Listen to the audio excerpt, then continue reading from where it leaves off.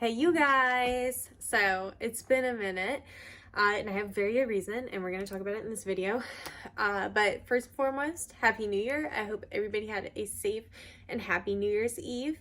I hope you guys woke up. If you're into the Southern traditions, I hope you had your collard greens and your black eyed peas for good luck and good fortune. I know I did this year. I also did the laundry thing. I didn't know about that last year, that you're not supposed to like wash your clothes on New Year's because you're like washing away good luck.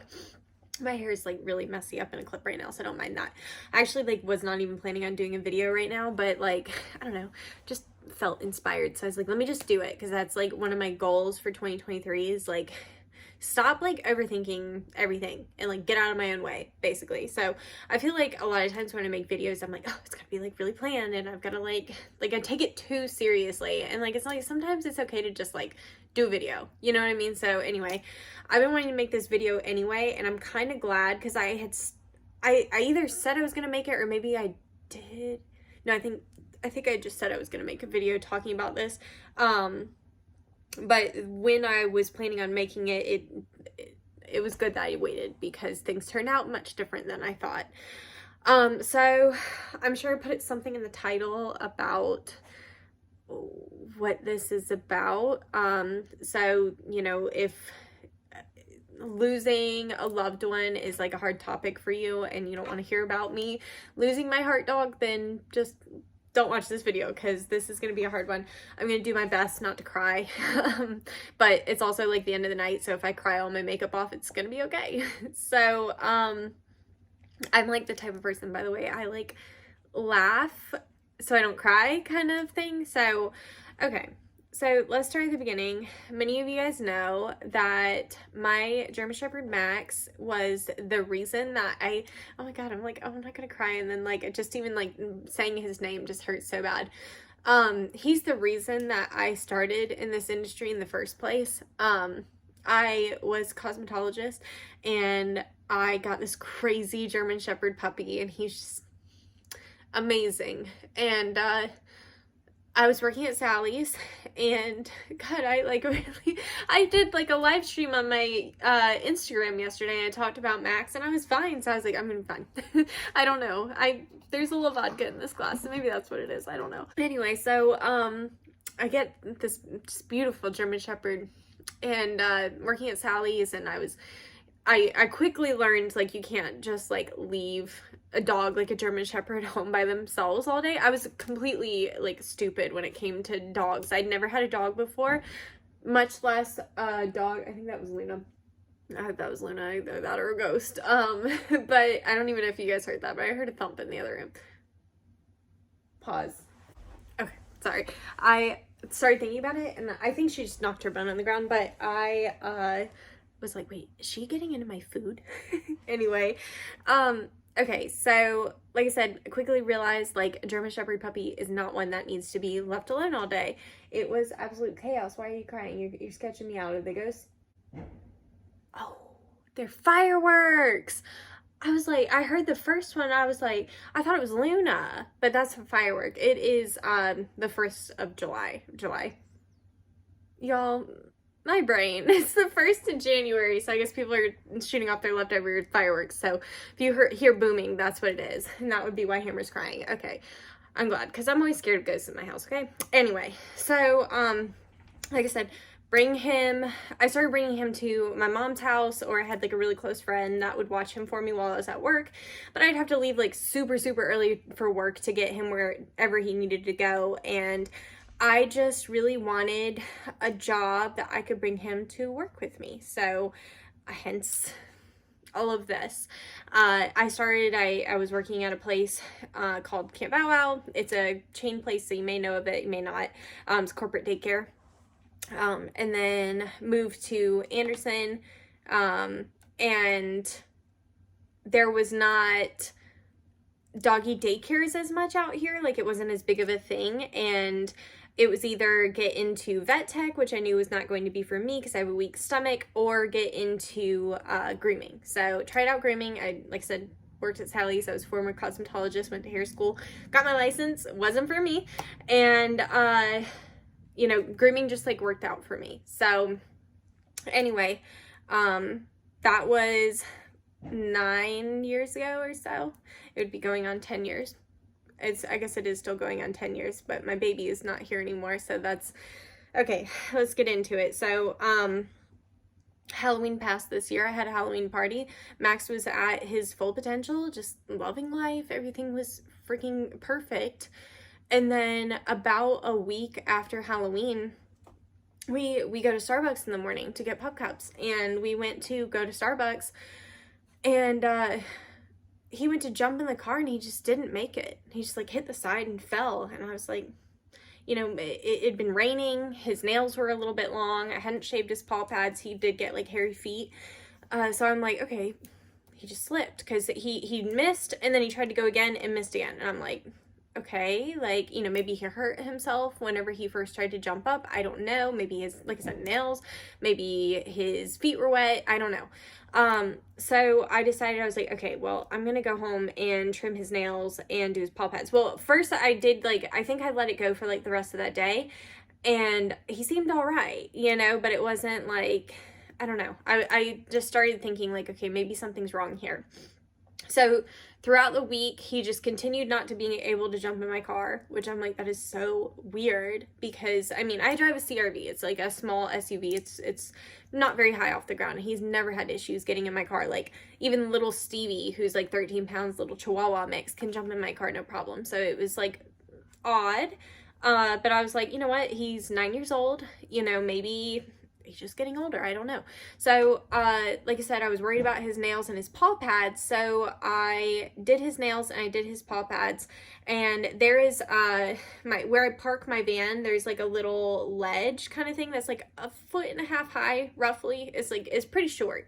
Normally I can just step up it like it's a stair. Like, I do have stairs, but there's literally 2 stairs. So it's like that high, like not high at all, right? And I did his nails and his paw pads. It was sunny outside, all of that, and he went to jump up that wall and, like, I mean, barely made it. Like, he got his front half up and he's like trying to pull himself up on the wall, and I'm like, I just cried that whole day because I knew something was so wrong. And I made an appointment for him, brought him in, I think, the following week, and my vet checked him out. By this point, he was also having trouble going up the stairs. Like I said, I have about 2 stairs leading in from like where my car is into the fenced in area, and then I have, I think, 3 or 4 stairs that goes from the backyard into the house. And he was at the point that he was not really able to get up those stairs without me kind of being behind him to like push him up, right? So I bring him to the vet, and he also could not get up on smooth floors whenever I brought him to the vet. Now, this room is carpeted, but the rest of my house is either hardwood, or my kitchen is linoleum. And if he got on one of those floors, he could not get up. So I bring him to the vet, and they're like, they check everything, giving him an exam, and they're like, yeah, this is normal aging in a 9-year-old shepherd. Like, big dogs are considered a senior when they're 7, so he's considered a senior, even though he didn't feel like it. And she's like, you know, we started him on different, he was on like joint food, he was on fish oil, glucosamine, and Galliprant, and that may have been it. So we tried that out. For like the first day, I was like, okay, maybe he seems like he's getting better. But by the end of that week, I had a 10-day dose of the Galliprant, and they told me to call back after a week to see how it was going. At the end of that week, he was not eating. He was not drinking water. He was very sluggish. He didn't want to get up. He's always been one that plays with toys, and he didn't want to play with toys. He didn't want to leave this room, which is very, very abnormal for him. He is always, like, he would hang out in this room when he was healthy, but he was always on the couch. He liked to sleep on my bed and lick puddles on my bed, first of all. But it's okay. I would do anything to have him licking my fucking sheets at this point, you know what I mean? But he was never like, he was just laying here on the carpet. So by the end of that week, and he also, by the way, whenever I bring him to Starbucks, he always wanted to ride shotgun, and he would not even try to get in the front anymore. And if he did get in the front, I could tell he was just so uncomfortable. Like, he just kept readjusting. It just seemed like no matter how he laid down or anything, he just was not comfortable. And by the end of the week of Galliprant, there was like one day that he was scrunched up in this little corner in the back seat, and I was trying to get one of the other dogs to come up front with me so that he could kind of lay out, and he tried to get in the front seat, and like, I mean, it was like, he's like, knock my drink down, he's like climbing, like gripping, and I'm like trying to like pull him over into the front seat, and it was like, I just knew, I like called my mom like in hysterics. I was like, I'm gonna have to let him go. Like, I was like, something is so wrong. I was convinced at this point that he had cancer. I was like, because I've seen dogs with cancer. My mom's dog had cancer. I've seen client dogs with cancer. It's always quick like this, that they're like fine 1 minute and like a week later they're not. So I'm like, he's got cancer. I was like, he's suffering. I'm going to have to put him down. And by this point, by the end of that week with Galliprant, he also could not walk across hardwood, which like before all of that happened, he could still, like, as long as I got him up, he could make it across the floor. But like I said, in that week, he no longer could walk across hardwood without me helping him, or he would just fall. And I'm like, okay, something's like really, really wrong. So I bring him back, I call the vet, and I'm like, this is not working. Like, he's getting worse. Like, I'm like freaking out. And they're like, okay, we'll bring him in. You know, we're going to do some x-rays of his hips. We want to see what's going on. When I brought him in that Monday morning, I'm like, look, I was like, can you please just do full x-rays? Like, I'm just so worried. I was like crying to this vet tech, and she's like, you know, is he acting like himself anymore? And I'm like, no, he's not acting like himself. Like, something's so wrong. And I should have brought like tissues or something in here. And they're like, you know, okay, we're gonna test him and everything. And I'm just like full expecting them to call me and tell me that I've got to let him go. But they called me and they're like, you know, we did x-rays and like, we don't see anything. They call me and they say they don't see any masses. And they said that they thought he had a muscular disease called degenerative myelopathy, but I had to go to a neurologist to get that diagnosed.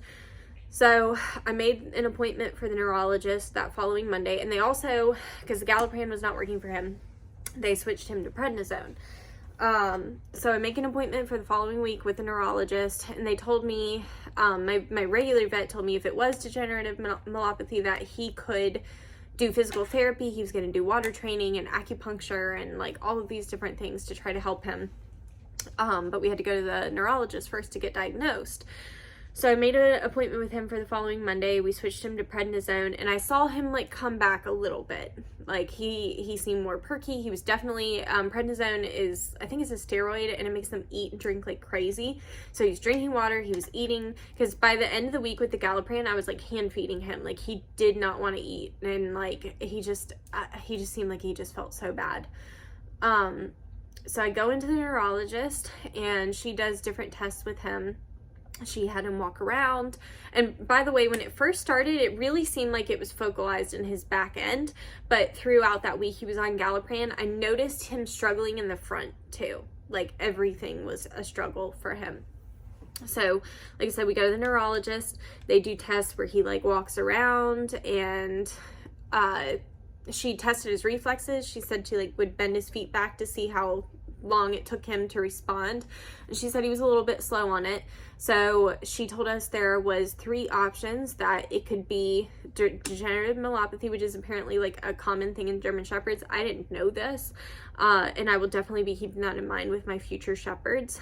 But anyway, so they said it could have been that, it could have been a herniated disc in his back, or it could be cancer in his spine. So she gave us the option that day. We were all leaning towards that. It was, they call it degenerative myelopathy, but it's DM. So I'm just going to refer to it as DM because it's easier for me. So she's like, you know, DM you can find with a blood test. And basically what they do is they test the genetics to see if he had that gene on both of his parents' side. I guess they can't get like a full-on diagnosis like, yes, he has it, but if both parents have it, they can see whether it's like a recessive gene or not. So they could have told from the test that either he didn't have it, he had it, or he was a carrier for it. And if he was a carrier for it, it would have been, first of all, he's neutered, so it wasn't a big deal. But the carrier would have just been like, he wouldn't have been a good candidate for breeding. So she gave us the option that day that, you know, we could do the test for DM, and that was a blood test.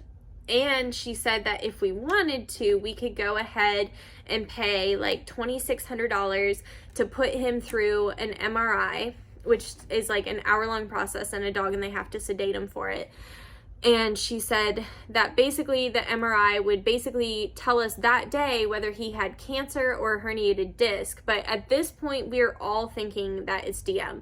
And if he didn't have cancer or herniated disc, then that was essentially $2,600 for no reason if he didn't have that.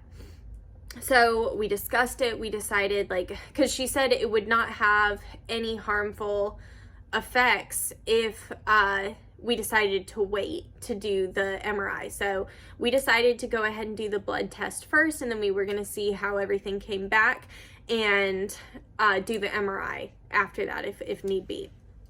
So it takes 2 weeks for the blood test to come back for the DM. So he's just like on prednisone and stuff. And like I said, prednisone makes them eat like crazy.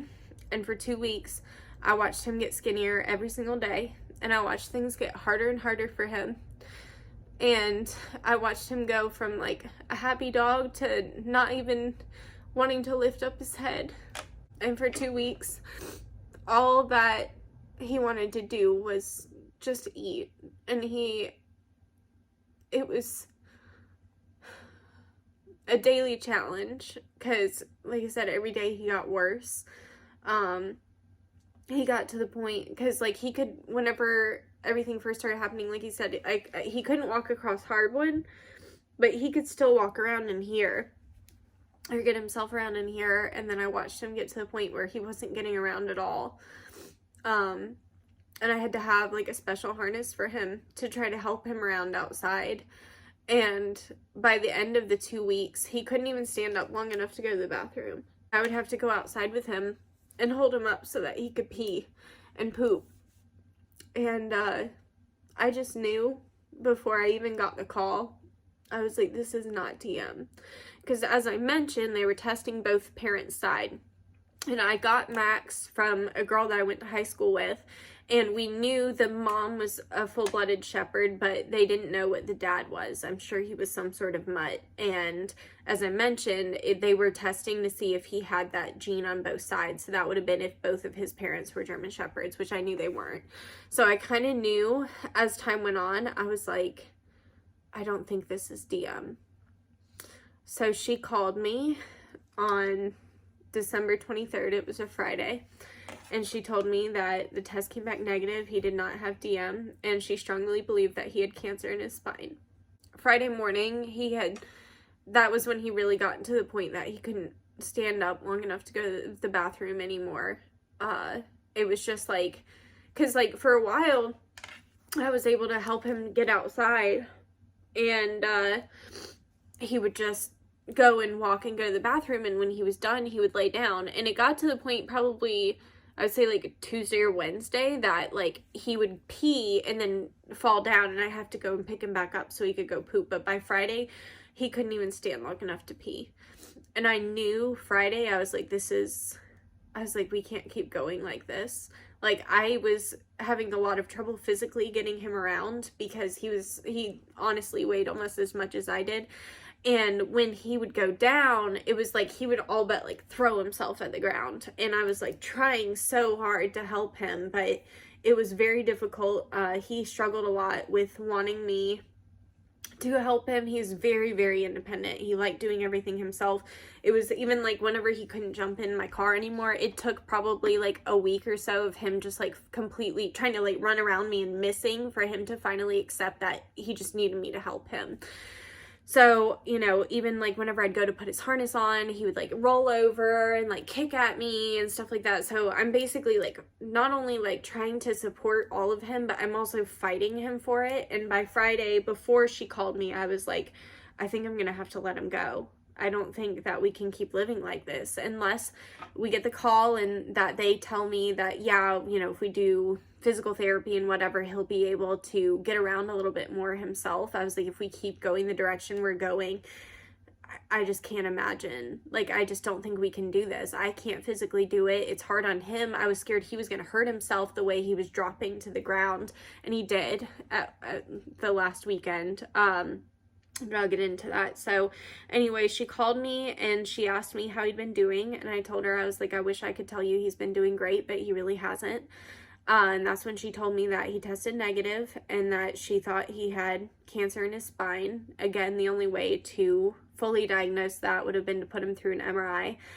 And she told me that, you know, we could do that, but if we did the MRI and if it came back that he had cancer, we could try radiation, but typically dogs with cancer in their spine don't respond well to radiation. So she told me that it would not be an unfair decision to go ahead and let him go. And I lost it in that moment. I mean, I could barely talk because I knew it, and like, even though I didn't want that, I just knew it. I knew that it had gotten to that point and that he wasn't going to make it. She told me it was a Friday, and it was the Friday before Christmas, like I said, December 23rd. And she was like, it was about 3 o'clock in the afternoon. I was still working. I had to still groom 2 dogs, bawling my eyes out, like cutting their hair through tears. And she's like, you know, you can bring him, you know, later tonight if you want to go ahead and do it today. And I asked her, like, would it be okay if I waited until, you know, like, I was planning Monday, but I didn't know my vet was closed. I was like, you know, he's really comfortable with our regular vet. Is it okay if I bring him to them next week? And she said that was fine and that he would be okay to do that. That is what I chose to do. So I called my vet and I made an appointment. Like I said, they were closed Monday. So I made an appointment for early Tuesday morning on December 27th. And I had to take my baby and put him to sleep. You know, when you get a dog, it's like, you know, they're not going to outlive you. But I really thought I would have more than just 9 years with him. And I feel like we had a really good 9 years. It's not that I wish anything in those 9 years was different. And I know there was nothing I could have done with him having cancer. I mean, there was nothing that I did that would have made him have cancer. And there's nothing more that I could have done for him besides put him through more. And if I ever had a doubt about, like, not doing radiation, oh my God, you guys. I mean, like I said, by Friday, he couldn't stand to go to the bathroom anymore. By Monday, he basically would only pick his head up long enough to eat. He had stopped eating his kibble completely. The only thing he wanted was people food, which I was giving him a lot of, admittedly, which, you know, because at that point, it was like, he's gonna be gone by Tuesday. So I don't think, like, a McDonald's cheeseburger is gonna kill him at this point, not before the spinal cancer will. So I asked her that day, you know, when I was still debating, should I go ahead and do this MRI? What if it's a herniated disc? And I asked her, she told me that his symptoms, that with the prednisone, that it shouldn't have just been making him eat, that it should have been, if it was a herniated disc, that it would have been helping him to get around more, which it wasn't. He was just getting worse every day. And I asked her flat out, I was like, look, I was like, he's eating like crazy. And I was like, and he is so visibly thinner. I mean, he had no muscle mass at all in his back legs. I mean, it was just bone. And like I said, just in October, it didn't look like that. He was completely fine. And then by Christmas, he has no muscle mass. I mean, almost anywhere in his body. I'm surprised he was able to kind of help with his front legs. He could at least do the movement and kind of keep himself up on the front. But like I said, he did have, I'm trying to remember what night it was. I think it was on Christmas Eve. Yeah, it was on Christmas Eve. I took him out and he had peed on that special harness that I'd gotten for him. So I'd thrown that in the washer and I had him with like I had a towel around his back end and I was trying to walk him to go to the bathroom. And like I said, he'd been supporting himself on his front end and he just fell like to his head. And he didn't make a noise or anything, like it hurt, and I picked him back up, and then he tried to walk again and just fell, like, head first again. And like I said, I didn't even realize, like, that he'd hurt himself until we went back inside and I looked at him and the whites of his eyes were just like bloody. Like, I think if he was a human, he would have had 2 black eyes from where he fell. And like I said, if I'd had any doubt at all that, like, okay, because, you know, you wonder, like, you don't want to give up on them too soon. And it was like, you know, I had that doubt in my head, like, what if it is a herniated disc? And watching how fast he went downhill over the weekend, honestly, you guys, I think if I had tried to do the MRI, I don't think he would be. Today is Sunday. I think he would have passed naturally before now. Honestly, he was so bad. He wasn't eating anymore. Like I said, other than just like people food, and he wouldn't have been able to move at all. By that point, I'm very confident of it. I mean, he could barely get around with me, basically, all but like carrying him. He just couldn't do it anymore. And the, like, Monday, and especially on Tuesday morning, I mean, he was just a lump. He didn't want to get up anymore. He didn't, like, that last night that I had him, he'd been, the prednisone, like I said, makes him eat and drink a lot, and he had not even tried to eat or drink anything. And he'd been chugging water in the entire 2 weeks that he was on the prednisone. So it was just like, every sign pointed to cancer. Basically, there was a very, very, very slim chance that it was a herniated disc. The neurologist told me that none of his symptoms basically lined up with a herniated disc. So all I could do was let him go.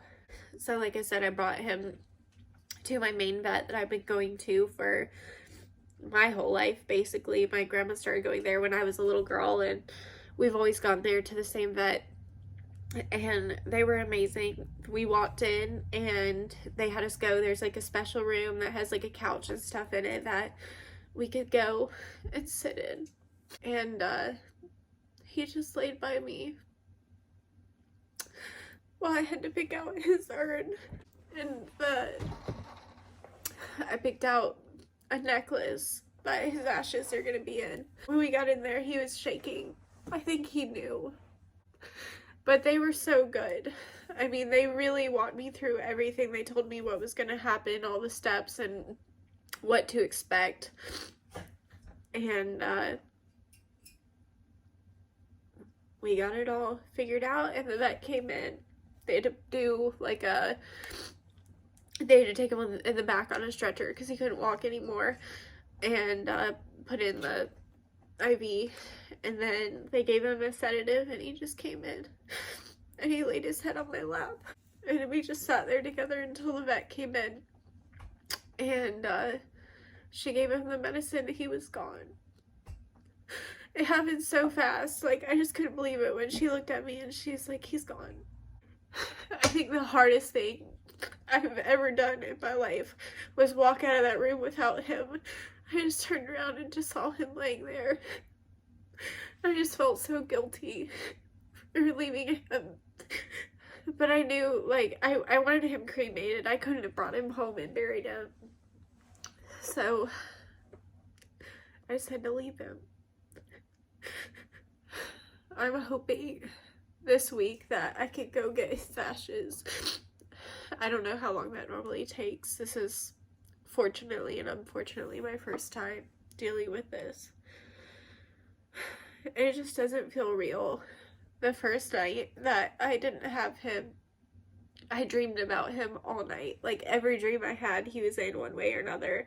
The first dream I had, he was like walking and like limping, and I don't remember who was in my dream, but I think it was my mom in my dream that I was talking to, and I was like, we have to call Dr. Gleaton and tell her the euthanasia didn't work, and that, you know, he's limping, and that, you know, he's got to go. And I think that was because, like, it just didn't, like, it was so fast. Like, I just couldn't believe it was like a blink of an eye and he's just gone. And so I had that dream, and then I had another dream that I was sitting somewhere and he was like on a couch and I was petting him and I could feel his hair. And I was like, this has to be a dream. He can't be here. He's gone. And then I woke up, and then it was like, I had another dream that I was like in the past, and I was like with my ex, and I feel like it was like my brain was like trying to figure out how to trick me into like letting me have a dream about him for like, I don't know if it was his last goodbye or what it was, but the last dream finally took because like I said, I was like back in the past with my ex, and you know, I had Max through that entire relationship, and we were just kind of doing our normal thing, and Max was there, and then he was gone. I woke up and I just cried. I just like, because I knew when I woke up, I was like, he's really gone. It's gonna take a long time adjusting. God, that first day, he used to lay right there, right by that, my record player right there. And I had his little water bowl and his food, and I was doing like all these extra things. Like the first day that I was letting my dogs out, I just like felt like I needed to go outside with them because I was so used to going outside to let Max out. And when I realized I didn't have to take him anymore, it just doesn't feel real. I've lost people that I loved before, and I have to admit this is one of the hardest deaths I've ever dealt with because, you know, I live alone, but that was the face I woke up to every morning. It was just like waking up and knowing he was really gone. It just doesn't feel real. A lot of people have asked me how the other dogs are doing. I don't know if you can hear them playing. This is pretty typical of them. They've been just the same as usual. Max was always very independent. He always was kind of off by himself. Even when he was healthy, he would, like I said, be in my room on my bed or in here on the couch. He didn't normally hang out with us. So I just don't think that it changed their routine. So they're fine. I'm coping. Whenever you lose somebody, it's not like, I think people think like you're just really really sad for like 2 weeks or 3 weeks or a month or whatever, and then you're just fine. And like how I've found it to be, sorry, that's them playing on my beanbag right there. But how I found it to be is like today I've been fine all day. I cried earlier because I saw this thing on TikTok, and it just like made me think of him. I'm not going to talk about it because I'm just going to start bawling again. Actually I will. You know what? I'm just going to say it. So I saw this thing. It was like this professor, and he was talking about Aztec culture, and basically in Aztec culture, they believe that, you know, when you die, you go to the land of the dead, but you have to go through the land of the dogs first. And they believe that, like, first of all, there's like a river that you have to cross, and you can only cross that river if you loved a dog. And they believe that, you know, that dog that you loved would be there to help you get through all the challenges that you would go through to get to the land of the dead. And I was just thinking about that, and I was like, if that was the real thing, Max would. I mean, he was my heart. I've always been very good at taking care of myself, but he was my protector. I will never forget when he was just a baby. He was probably about 6 months old. I lived in this apartment complex, and I lived there with my ex, but he worked at night, so, and I worked during the day, so we were different shifts. And there was one day I was coming in at night, and I was trying to unlock the door, and all of a sudden he like yanked me, almost knocked me down. He's like, ah, like freaking out. I like look over, and this guy is like pressed against the wall, and he's like, I'm sorry. And then he just like runs off.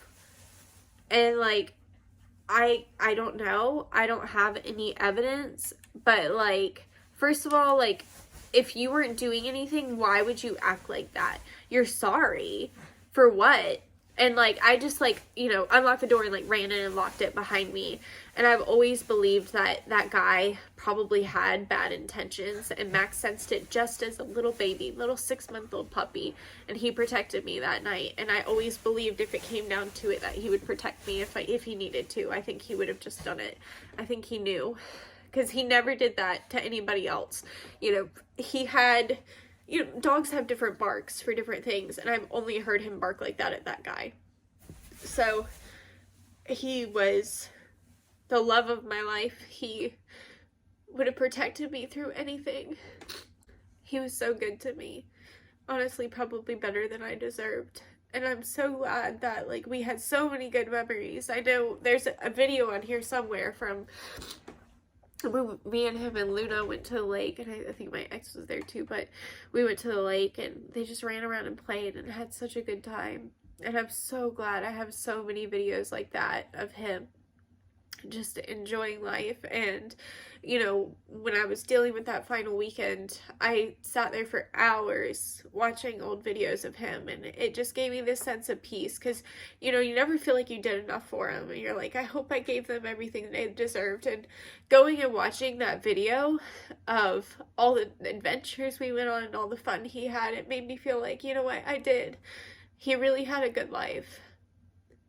And like I said, I wish I had gotten longer, but at least I know that the time that we had, no matter how short it was good. And I think he died happy. I still can't believe he's gone. It hits me all the time. He was my first dog. I have him tattooed right here. I want to put his name. His name is Maximilian, but I always called him Max. So I'm just going to get Max, and then I want to get his birthday and maybe his death day. I'm going in January to get a different tattoo anyway, so I'm going to see if we can add that. But I just never thought ending 2022 that he'd be gone. He was such a good boy. He was so smart. And he just did things all the time that just absolutely amazed me. I really couldn't have asked for a better dog. I mean, I know a lot of people don't like German Shepherds, but they are truly just so special. And he's so freaking smart and loyal and just incredible. He's just such an incredible dog. And I was so lucky to have him in my life.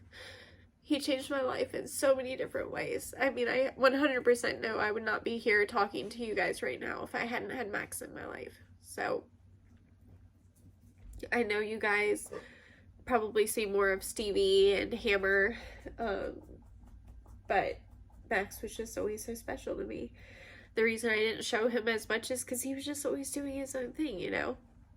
So, don't mind Luna's ratty ass in the background. She needs a groom severely bad, but I just have not felt like it originally before, because I always take off from like Christmas Eve until after the New Year, and my plan was during that time I was gonna groom her, and I just couldn't do it. I think it's gonna be hard. I go back to work tomorrow, and I think it's gonna be really hard going and trying to go back into normal after losing him. I've taken a lot of time this week to just spend time with the people that I love. And, you know, I had people that I hadn't talked to in probably 10 years that reached out to me about Max. So I know there were so many people. I mean, he had friends at Starbucks. He had friends. I have a local coffee shop we would go to. He had friends there. The people at my gas station knew him. Everybody. And everybody loved him. I mean, he was just so special. Like, I literally cannot explain to you how special that dog was. And not just to me, but to so many people around me. So that is where I've been. I literally, the last video I posted was right before all of this stuff happened. And it was like, there was multiple times I was like, I'm going to record this video, I'm going to do that. And it was just like, I just couldn't do it. I just could not do it. Like I said, I've dealt with a lot of deaths. This has been one of the hardest ones I've ever dealt with, because, you know, the people that I loved, I love them. I miss them all the time, but it's just something about your heart dog that, you know, like I said, changed everything for me. The only reason I'm even working the career I'm working is because of that dog. And, you know, waking up every day and he's not here, it just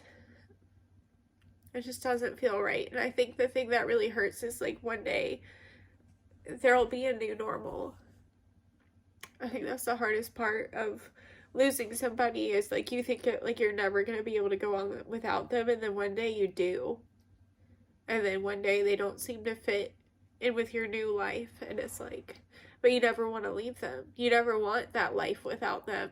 One day I will have another German Shepherd.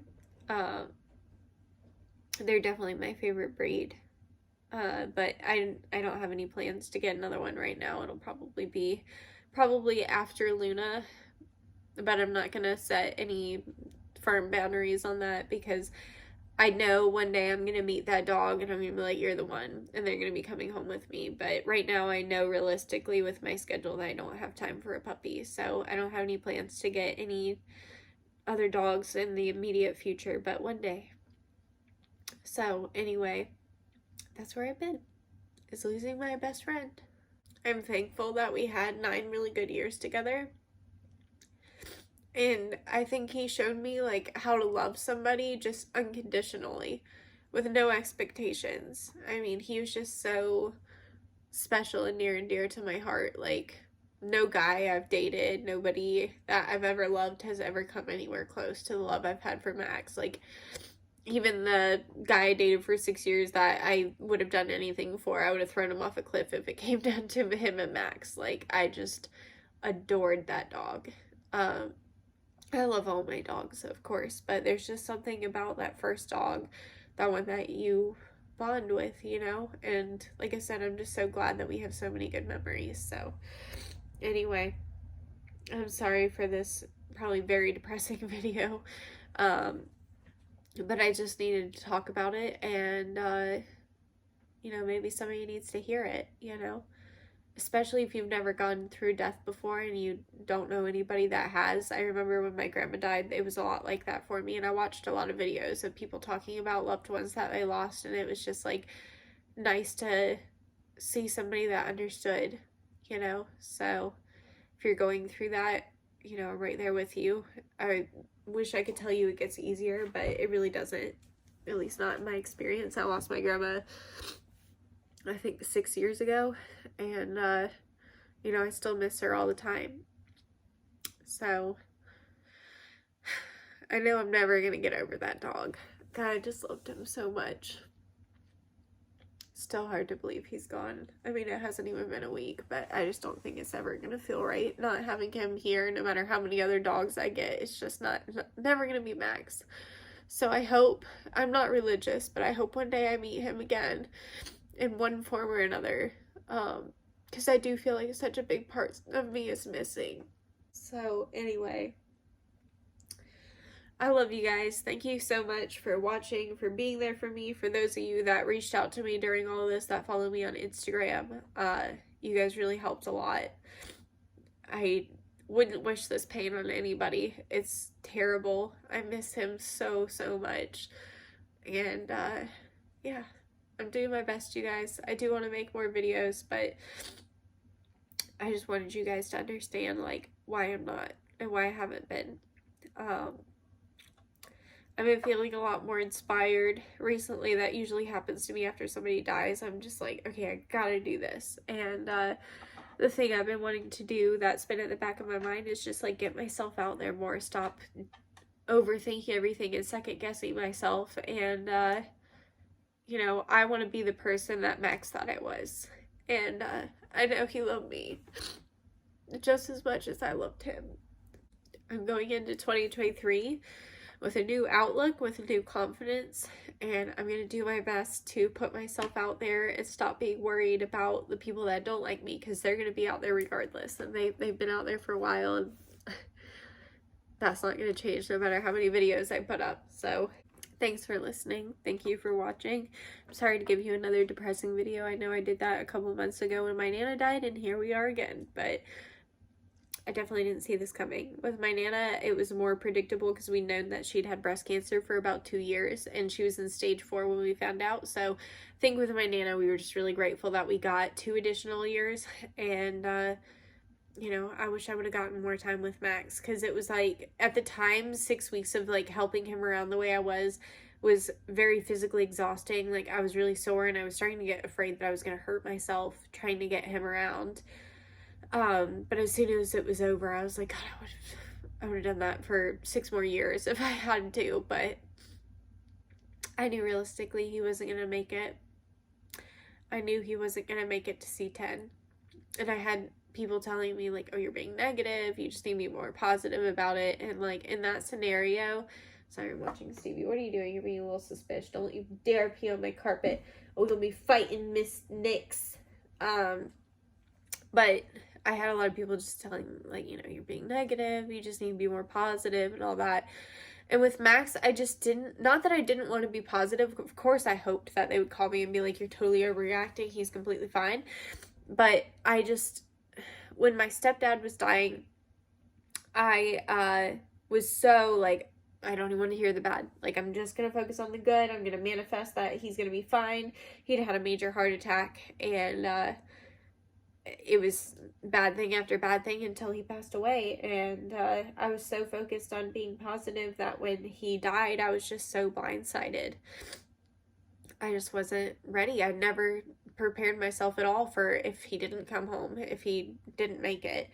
So with Max, I didn't want to do that. I wanted to be ready for whatever they told me. And I would have rather been told, like, hey, you're overreacting, than to think he's fine. And then they're like, no, he's dying. You're going to have to put him to sleep. So I think I handled it well. There were days that I think I could have handled things better, but, you know, I think I did my best. And, you know, I know everybody wants to manifest and be all positive all the time, and I think that's great in the right settings, but when it's coming to losing your loved one and you just know what direction it's going, I think it's okay to be realistic. So, you know, like I said, if you're going through that, I understand, and I think it's important to take the time to be sad. That's why I thought I was going to go into this and be fine, because I've spent a lot of time being sad, and I did a live stream yesterday. I was literally made it through, just told the facts of what happened, and I was like, wham, bam, done. Everything's great. But I did breeze over it a lot more. I got into a lot more detail of what happened in this. So anyway, thank you guys for listening. I know this was long as fuck. I really didn't expect it to be this long. I thought it was going to be a 20-minute video. I was going to be fine, and then we were just going to be great, and everything was going to be fucking amazing, but that's not how it went. So thank you guys for listening, watching, understanding, loving me, and forgiving me for taking this time away as well. I think the people that watch me probably understand, and, you know, I'm not a robot, I'm a human, and I don't want to just sit here posting and pretending to be happy if I'm not, and I knew I couldn't do that, so I took the time, so thank you for letting me do that. And yeah, I love you guys. I will see you guys very, very soon, hopefully. Yeah, thank you for listening. All right, love you, bye.